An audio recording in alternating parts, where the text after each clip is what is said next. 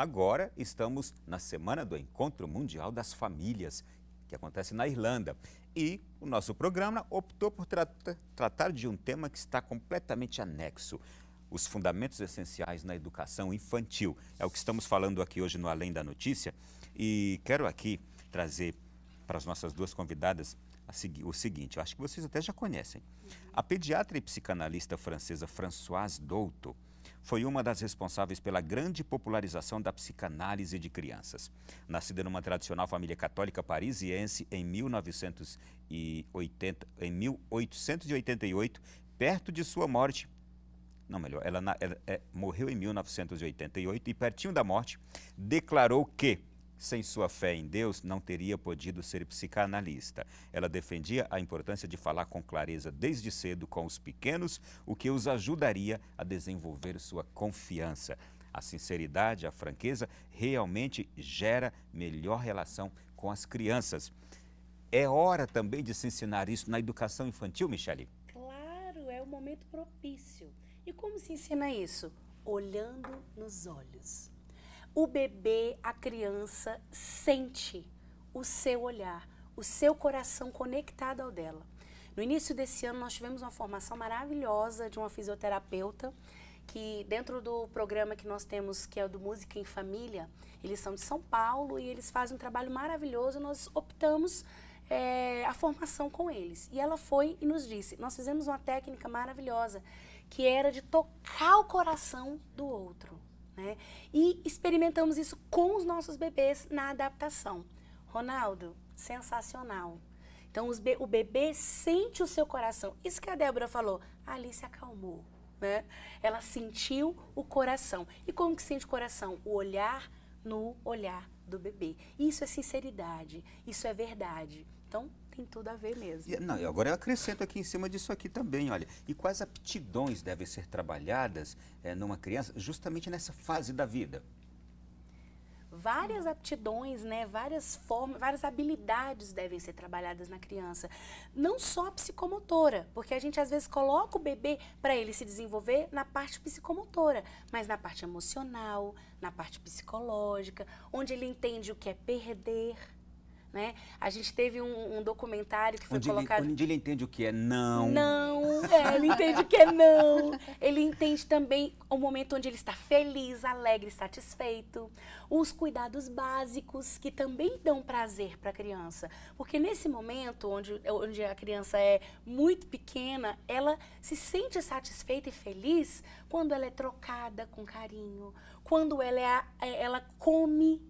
Né? Quando ela é satisfeita no momento que ela come, da alimentação.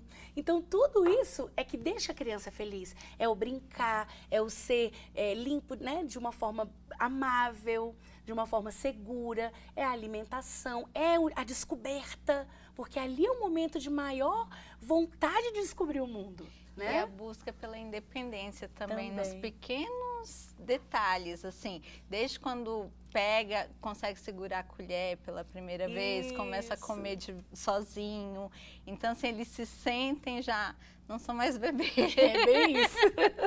Entendeu? Então assim, tudo isso, essa fase, assim, principalmente até os 3 anos, cada semana, na fase da mamãe canguru, por exemplo, a Alice ficou lá até 2 anos. Cada semana era uma evolução gritante. Então, assim, com o tempo, com o passar da vida mesmo, esse tempo vai afastando, né? Hoje, nós adultos, 1 ano não faz diferença. Mas uma criança, 1 semana faz muita diferença. Olha, eu tenho certeza que tudo que vocês estão conversando aqui já está sendo uma aula para pais, para mães que estão em casa. Não é? Verdade. Olha. Justamente esse é o nosso objetivo. E sabe, Ronaldo, uma coisa que eu lembrei aqui? Que a criança, nessa fase, ela se mistura a sua personalidade com a mãe. Então, também é uma habilidade que a gente trabalha dela entender que ela é um ser no mundo, onde ela tem essa independência que também é a sua própria personalidade e a sua própria vida. Né, dela se descobrir neste mundo. Então, também há algo, né, que vai gradativamente acontecendo nesse desenvolvimento aí. Gostei disso, eu estou lembrando que eu eu era daqueles mais chorões quando chegava na Sério? creche, bem pequenininho, não queria largar o meu pai. E nem a minha mãe, eu era daqueles que chorava assim 2 horas seguidas, até que tudo... Isso é normal acontecer nas creches, Sim. não é? Super normal, justo por esse vínculo, Aham. né? É o cordão umbilical Que vai sendo que cortado. vai sendo cortado, que vai ali de uma forma também, porque essa adaptação ela é bem cuidada. Ela precisa ser de uma forma também bem delicada. Não se pode só, tipo, romper isso de uma forma agressiva, porque a criança não entende com tanta clareza. Ela entende que o meu pai e a minha mãe não me quer. E essa adaptação, ela precisa ser conversada, precisa ser de uma forma carinhosa para que a criança entenda: o meu pai e a minha mãe me amam, mas também aqui no espaço eu sou amado e acolhido. Muito bem. E eu quero saber qual é o papel de um pai e de uma mãe justamente neste momento da vida também, em que o filho já vai para a creche, em que o filho lá já aprende os fundamentos para viver bem. E muitas vezes o pai não sabe fazer isso em casa, que a escola está fazendo com o filho. Então, qual deve ser a participação, a colaboração, o papel do pai e da mãe neste momento da vida do filho? Isso é bem complicado, assim, para... mais uma vez, não existe certo ou errado. Mas ali a gente está começando a entregar o filho para o mundo. Então, assim, o que você aplica dentro de casa é uma cultura. Ali ele vai se misturar com N culturas diferentes. Então, assim, é um momento dos pais se educarem também para não reprimirem tanto a criança, porque é muito comum, principalmente nessa fase da primeira infância, dos pais se meterem, por exemplo, tem a fase das mordidas, as crianças não se comunicam ainda, então uma forma delas se manifestarem é mordendo ou batendo no amiguinho. E alguns pais, é muito comum, dos pais darem mais trabalho à creche do que as próprias crianças. Eu sei. Aí, não compreender. Aí querem tirar satisfação com o pai de quem bateu no filho e tal. Então, assim, é uma educação coletiva, dos pais e dos filhos, né? E tem várias fases que acabam... todo mundo evolui passo a passo por cada... E eu posso ressaltar um outro ponto também, aquele do pai e da mãe que deixa e parece que chora mais que a criança e não consegue sair da escola, da creche. O pai está deixando... São vários pontos, né? Aquele que chora, aquele que fica angustiado, né? Aquele que vai pro trabalho e não consegue trabalhar. E não consegue trabalhar, liga toda hora. Como é que tá? E é super natural mesmo, né? Ou então aquele que, eu quero ver na câmera, o curioso, né? Eu quero ver na câmera, eu quero saber. Ficar acompanhando. Mesmo, eu quero ficar acompanhando. Os primeiros dias fica ali ligado o tempo, depois já esquece. Aí depois já confia, né? Eu sei que ele tá Mas bem. uma coisa que nunca muda é a ligação da creche. Quando liga, quando vem ligação da creche, é um desespero. No tempo que a gente já fala assim, quando eu falo... universal. Quando a gente liga e não é nada, a gente já liga assim, oi, tudo bem? Tá tudo bem. Tá tudo... Pode ficar tranquilo, é outro assunto. Gente, vamos seguindo aqui. Olha, você de casa que está acompanhando hoje, estamos falando sobre os fundamentos essenciais na educação infantil, de 0 a 5 anos ali.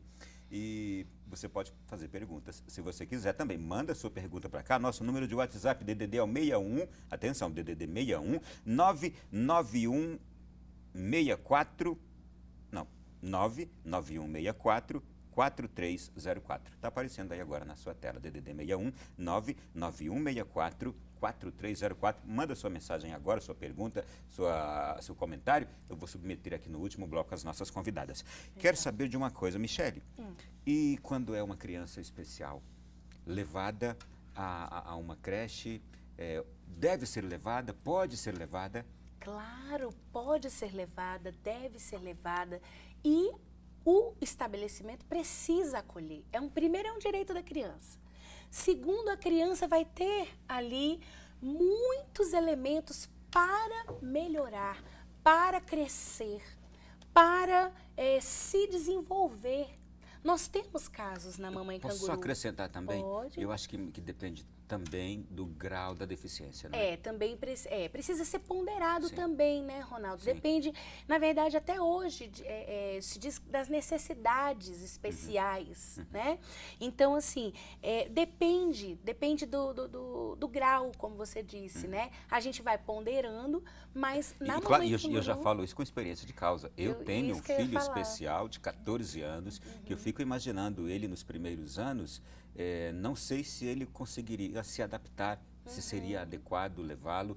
Todavia já tem crianças especiais que não é de um grau tão elevado, que já conseguem conviver e se adaptar. Nós também temos um caso na família, né? Uma das minhas irmãs, ela tem essas necessidades especiais e por isso que a gente sempre fala, a gente acolhe, né? A gente nem olha assim, talvez o grau, entre aspas, sempre a gente acolhe, justo porque nós tivemos muita dificuldade, mesmo na rede pública e principalmente na particular, de que a nossa irmã fosse aceita, né? Que ela fosse aceita com as necessidades especiais que ela tinha, com, né, o momento que ela precisava desse acolhimento e às vezes o professor não era especializado, a escola como é difícil e é um desafio, a escola não quis abraçar, mas nós enquanto família, né, abraçamos junto com ela. Hoje ela tem faculdade, né, hoje ela está fazendo a segunda faculdade, a gente acolhe e apoia, que é a minha irmã Jaqueline. Ela teve hemiplegia infantil e ela hoje é pedagoga e faz direito.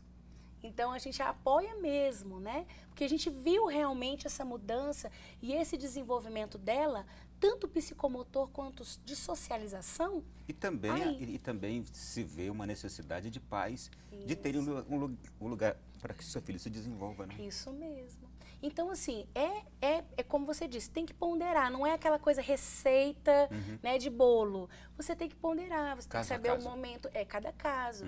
Né, você tem que ver qual é o momento adequado para ter essa interação, porque tem algumas necessidades especiais que não estão ainda preparados, como você disse, né? Eu não sei qual é a necessidade do seu filho, mas tudo vai dessa conversa, desse diálogo com a escola. Eu acredito que a gente às vezes tem aquela ideia assim, eu não vou levar e já se fecha. Mas às vezes um diálogo na escola, uma conversa, um acolhimento, quem sabe pode dar certo. Eu trabalhei em outra instituição que a gente fazia muito isso. Né? Da criança de vir de outras escolas e falar, lá não deu certo, ele não adaptou. E de, às vezes ali um ajuste já faz uma boa adaptação. Deixa eu passar para outra pergunta aqui. A duração das jornadas de tempo parcial e integral na educação infantil produzem resultados diferentes? Deixa eu ouvir primeiro essa mamãe. Quanto tempo sua filha fica na educação infantil? Desde o início, período integral. Período integral. Porque... O que você percebe do período integral? Eu nunca vivi o meio período, né, para comparar. Mas, assim, por uma necessidade pessoal, eu sou jornalista, você sabe que a vida de jornalista não tem rotina. Então, assim, eu nunca tive horário certinho de entrar sempre tive, mas para sair não.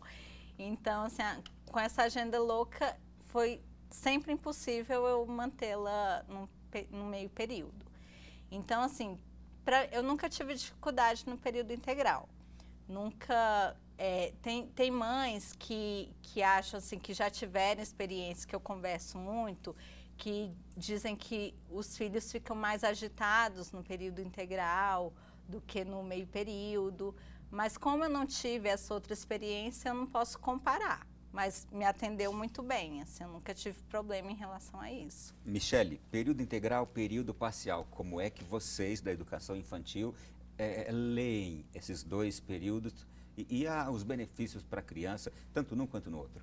Então, Ronaldo, é bem como ela falou, muito relativo, é dentro da necessidade da família, porque a gente não pode dizer é certo ou é errado. Na minha visão pessoal, eu acredito que é legal, como a gente já viu vários pais fazerem, às vezes a criança está no período integral, mas o pai tem a oportunidade de ir na hora do almoço, ficar um pouquinho com a criança, sair, dar uma volta no quarteirão e voltar, a criança pode se sentir mais segura.